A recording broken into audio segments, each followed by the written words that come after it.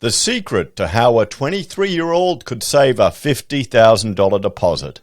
Let's have a look. Good evening, everyone. Florian here, and welcome to another episode of HeiseSays. Grab your evening stein of coffee, and yes, it is 9 p.m. as I'm recording this. I've had quite a hectic day. If you check out on the community channel, you can see I'm racing to fill all the pile caps here around our house, or the holes that we dug to put the piles in with concrete before another week of rain descends upon us. So fun and games, everyone. But I thought, I have to get at least one video out a day. That's the goal I have set. And this one, well, can you guess? Can you guess? Before we even look at the article, can you guess how they managed to save a 50 grand deposit at 23? I'm going to have a shot of my coffee. You write in the comments. So let's look at this. How a 23-year-old saved 50 grand to buy a first home in just 1 year. Oh, even in 1 year. I mean, pulling together 50 grand in 1 year is fantastic. Isn't the first 100 grand the hardest? That's the goal. And that's what I'm telling my kids. Aim to build 100 grand generating passive income for you. So, Natasha Osborne, 23, and her partner, okay, there were two of them, bought their first home in South Australia after saving a massive $50,000 in 1 year. And here's how they did it. So I think we know how they're going to do it, guys. So when Natasha Osborne, 23, and her partner, Dylan Meeman, 27, decided to jump on the property ladder, they saved an impressive $50,000 in 1 year under a strict savings plan. Why are people not getting married anymore? You're getting a mortgage, you're married. Okay, you're pretty much married. There's no difference. For the blokes, you're screwed anyway. Okay? The young couple bought their first home in Salisbury, North South Australia in April after searching for their dream home for 6 months. 6 months isn't too bad. Why is it always a dream home? I guess not everyone loves a fixer-upper, hey, and then getting their hands dirty. But as an architect, it's good to get on the tools every now and then. The pair, who both work as pickpackers, bought a 3-bedroom home on a generous 630 square meter block for $400,000 at auction, with a 5% deposit and 45 days closing. So 400 grand, that's a manageable, or if they got a 5% deposit, that's a manageable amount of money there. But if they say 50 grand, that's more than the other costs. Still. Despite initial nerves, Miss Osborne said her partner did the first bid at $380, which knocked out half the people at the auction. We were pretty keen on the house, and before you knew it, we were the first and final bid, she said. Once the couple knew they wanted to purchase a home, Miss Osborne said they saved a lot of money, but were living quite tight. Unlike most couples, and here it is, here's the reason. Here's how they could do it. We had the flexibility and availability to move back home with our parents, she said. So they moved home with their parents. Now, nothing wrong with that.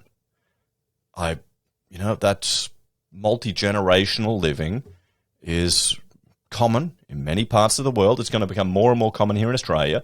And if the parents can live and can have that opportunity to help their, adult children get into a housing market, bloody oath, I'm sure they'd love to do that.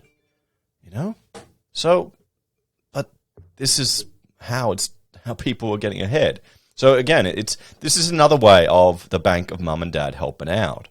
And I anticipate my children will come back many times. We didn't go out very much, see? We kept it to a minimum and instead played board games together at home instead of spending $100 a night out. So, this is very sensible. So, because you can go out and you can so easily burn through $100, burn through $200 when you get on the alcohol and are partying hard, particularly in the younger days. The couple also kept a strict but realistic budget by keeping a book in their car to help manage and track their spending habits. We wrote down everything we spent, and at the end of the month, we realized, okay, we can stop doing this and do this instead. Now, that is the best idea of all of this. I've started doing the bullet journaling. We've been doing that a lot. Rachel has. We've even got the kids doing it. and just planning out your week, what you have to do, and tracking things. I was tracking, when I was doing my pocket money investing, I was tracking every few dollars that I'd get here. I'd sell some scrap. I'd sell some bottles. I'd make some money on a crypto. I'd earn some money here or there. I'd find some money there. I'd just track it all, and you see, and it encourages you as well. You'd be amazed at how much that really opens your eyes to what you're really spending and where you're spending it. Yes, I think that's more important than a budget. And it comes down to a lot of Dave Ramsey's philosophy too, is tracking where your money's going. Every dollar you have should have a mission. You should give it orders, and it should march off to fulfill that. So that's the best advice from all of this. Right here, that is the golden advice. Journaling your spending, physically journaling it, not on a phone, not on an app, not with your bankers helping you track your money. No, you don't give them that IP or that data. You get a bullet journal and you track it, write it down. Despite their savings plan, the couple claimed they weren't looking too crazy for a home due to the market being unpredictable and doubts over how much they could borrow from the banks. But thanks to the help of their mortgage choice broker, and here's the sponsor part, Chris Longwell, the couple purchased their dream home without bank pre-approval. Okay, well, maybe. This is the thing. I'd recommend you go to a broker. You shop around at least, guys. Make them work for it. And the brokerage game,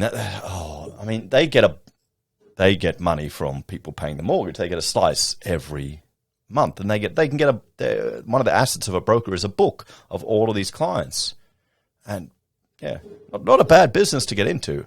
And you can be, I'm quite envious of it, actually. I think it'd be fun when it all works out. You can help people get into a home and achieve a dream and a goal. So that's quite encouraging. So, I'm just 23 years old, and I was super scared about getting into a crazy amount of debt, she said. But Chris made it super easy with what to expect and what we're going to be repaying, with interest rates going to rise. When we looked at the market, we were looking for what we wanted to spend, so we could go higher if we wanted to. Mr. Longwell said he went through the couple's updated paperwork with a fine-tooth comb, knowing they weren't going to get pre-approved lodged in time for the auction. They won the auction, we put the finances together, and they're able to sell within 45 days without concern. If you've been pre-qualified really stringently with your broker, then you're able to bid at an auction without pre-approval. I don't know about these auctions. I guess it's more a Southern State thing. For Natasha and Dylan, Mr. Longwell said the couple were superstars when it came to budgeting, as they saved a lot of money really quickly for people on relatively low incomes. It was exceptional. It comes down to what you do with your money, not how much you earn. And that's a gem here. So let's have a talk about this one. Now, guys, it's the standard thing about bank or the rental house of mum and dad providing that support. And there's nothing wrong with it. We should celebrate families coming together to achieve goals. That's a good thing because, when mum and dad are a bit old and need somewhere to live, maybe they can't live by themselves, then they'll be knocking on their kid's door. That's how it works, guys. It's give and take, or it should. But the gems here are the fact that they tracked their spending with a journal, and, that's the real gem, I think, here, honestly. That's the golden one in this article, and the takeaway that I'm going to hold on to. The playing board games and being a cheap ass, that's just part of life. We all learn that, and there's going to be a whole lot of people with interest rates going up that are going to discover that. And it may be a bit of a shock how much they enjoy it. What do you reckon, guys? What do you think's the takeaway from this? Or do you journal your spending? Let us know in the comments below. Take care, everyone. Have a great day.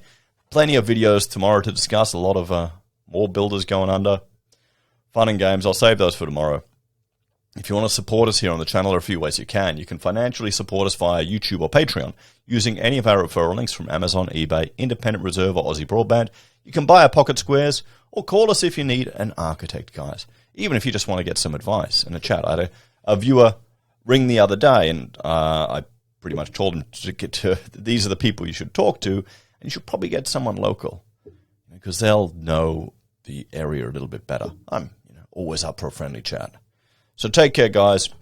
Have a great day, and I will see you in the next episode tomorrow. And let's hope it doesn't rain in Queensland so I can get more of these bloody